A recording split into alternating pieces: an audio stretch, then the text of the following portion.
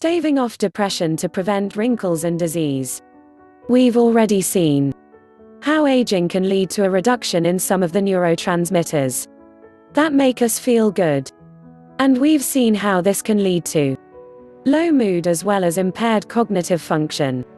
We've also seen how this can be mitigated both with the right nutrient regime and with constant learning and trying new things.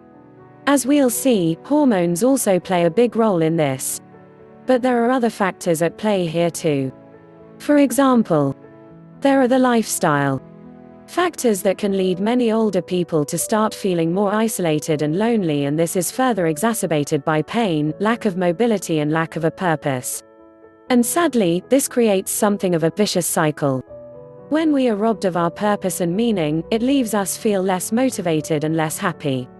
In turn, this leads to even more indifference, low energy and low mood.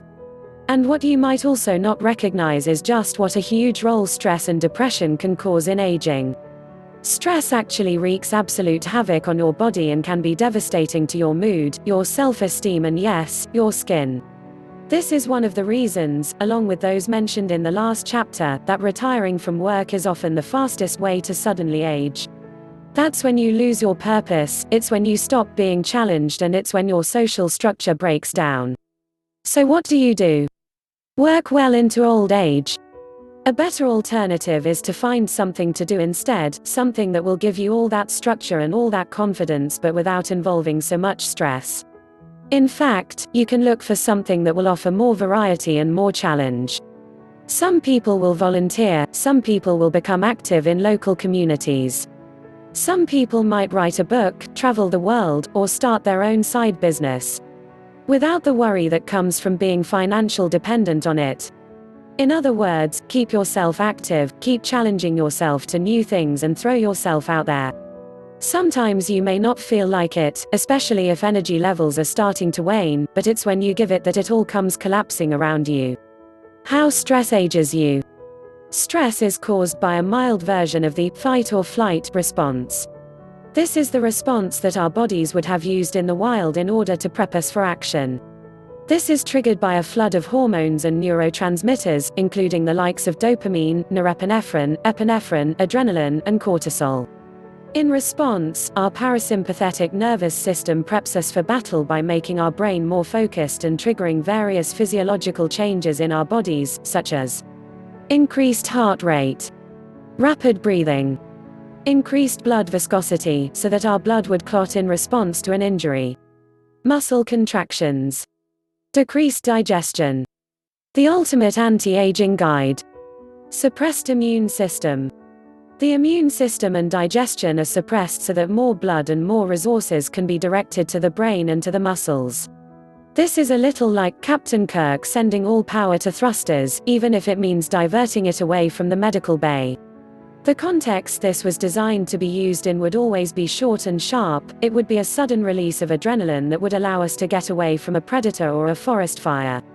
But today, stressors tend to last much longer and take the form of workplace pressure, debt, relationship problems, etc. When you go for these long periods with continuous stress, the body takes a beating, blood pressure is raised because it is thicker and the heart rate is increased.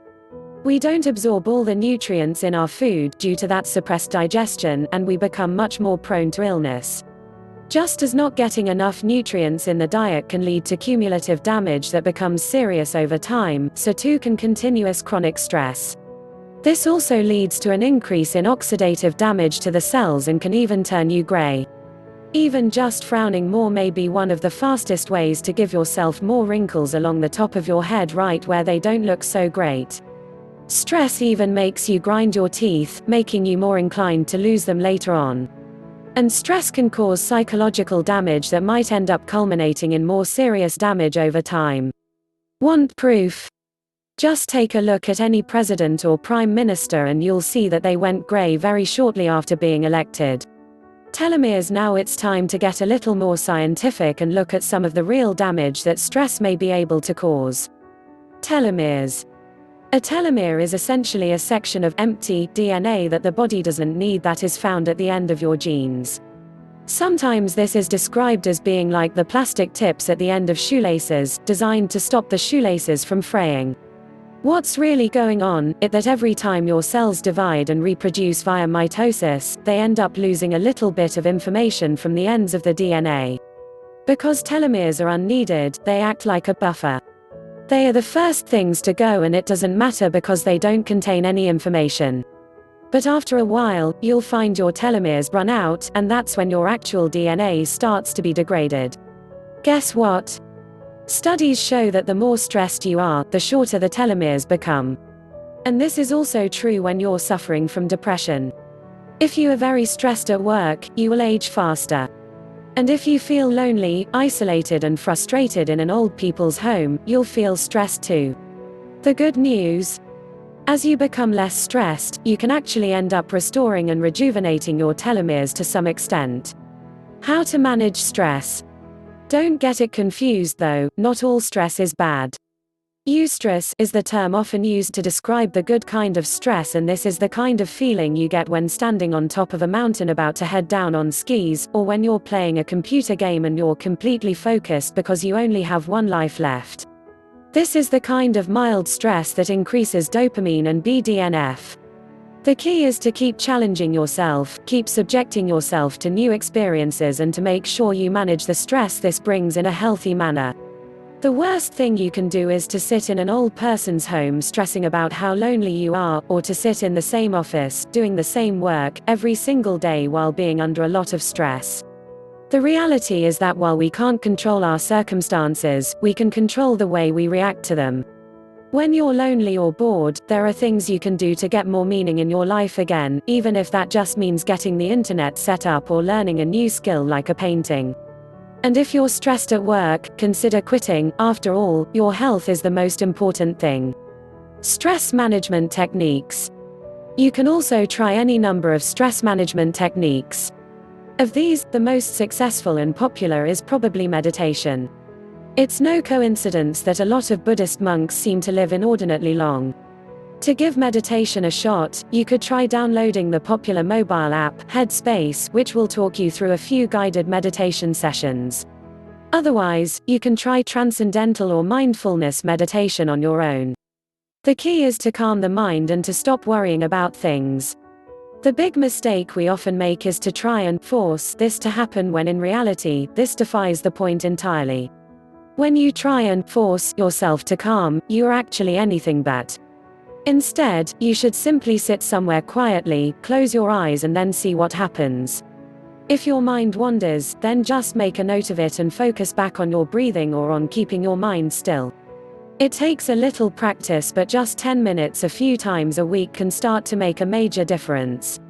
Eventually, meditation will become a tool you can use to stay calm under any circumstances. Another option is to look into CBT, or cognitive behavioral therapy. This is a psychotherapeutic technique that teaches methods that patients can use to try and calm their thoughts and overcome a stress response. Often, it simply involves looking at your situation a little differently. For instance, thought challenging is a type of cognitive restructuring, and this teaches you to look at the things you're afraid of and then assess whether they're really worth fearing. Or if perhaps you have blown them out of proportion. If you are someone who struggles with a lot of stress, then you might consider seeing a professional cognitive behavioral therapist who will teach you these tools that you can then use yourself to overcome stressful situations. Most important of all, though, is simply to remember that you need to make the best of your situation, and that means putting yourself out there, experiencing new things, and, crucially, connecting with new people. Thanks for watching. For more videos, please like and subscribe our YouTube channel.